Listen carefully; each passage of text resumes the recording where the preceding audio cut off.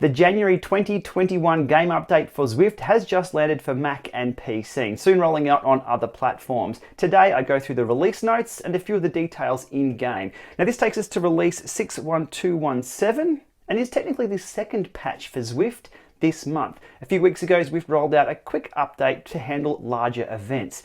Okay, pulling up the release notes here.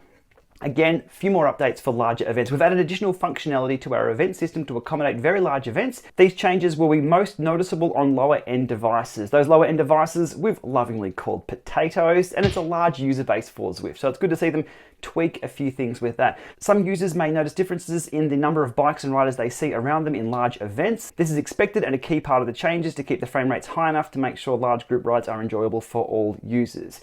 At the moment, I believe Zwift draws 200 riders. It might be 100 or 150, but if you're in the pen of a large event, you'll only see a small little blob of riders. I'd love to see them expand this on higher end systems so you can see the full 3,000 or 4,000 riders in the pens for larger events. Sometimes if you late join, you're right up the back and there's a big empty gap in front of you, it doesn't give you the real experience. If you've been on the start line of a massive Grand Fondo in real life and you can see thousands of riders ahead and thousands of riders behind, it's something special. A few hundred, that's your everyday bunch ride. A small update to the Pace Partner experience. Now Zwifters riding with Pace Partners will now see a notification when they are entering or leaving the drops multiplier zone for the Pace Partners.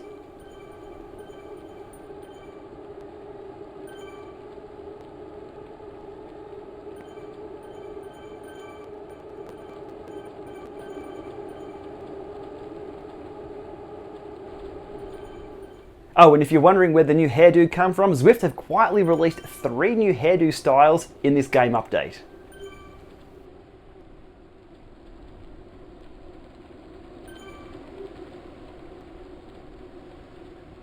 And yes, helmets and headgear do affect these new do's.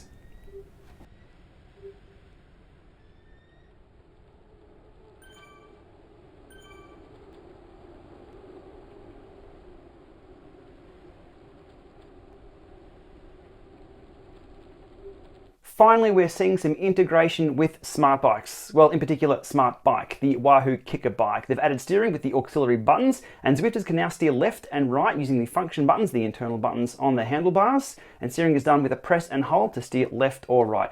Now, steering for the Kickr bike is unavailable on Repack Ridge. Repack Ridge is a little different. It's free world steering. It's not lane choosing like the rest of the Zwift world. They do say here it will be available for that in future updates. They've also made some improvements to the camera angle so you don't get too seasick steering around corners, and steering responsiveness has been improved at higher speeds. I'll be heading down to the Llama Lab in just a few minutes with the Kickr bike to see what that's all about. Stay tuned for a video on that. Finally, onto the bug fixes and improvements which have landed with this game update. New recycling and running assets, so kits, shirts, there's banners, there's a frame in-game which I don't see in the drop shop just yet, so wait for the unlock on that one. Fixed a bug that would auto-select gender during account creation. Now this is an interesting one. Zwift have implemented a 10% grade limit or a cap for CompuTrainer devices to resolve issues with sustained climbs above 10%.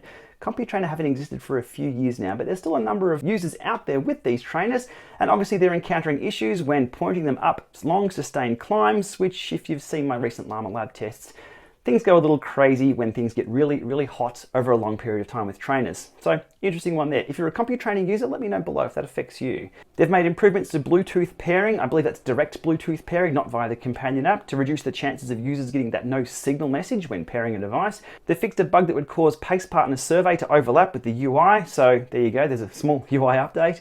Fixed a bug that caused the Zwift Academy event filter to remain after Zwift Academy has ended. And finally, fixed a bug that would cause mobile users to see a notification icon in the Zwift app after closing the game. So there we are, the release notes and game updates for Zwift for January 2021. Now, not a major update, but hopefully some major fixes for those larger bunch rides, which a lot of people were having trouble with.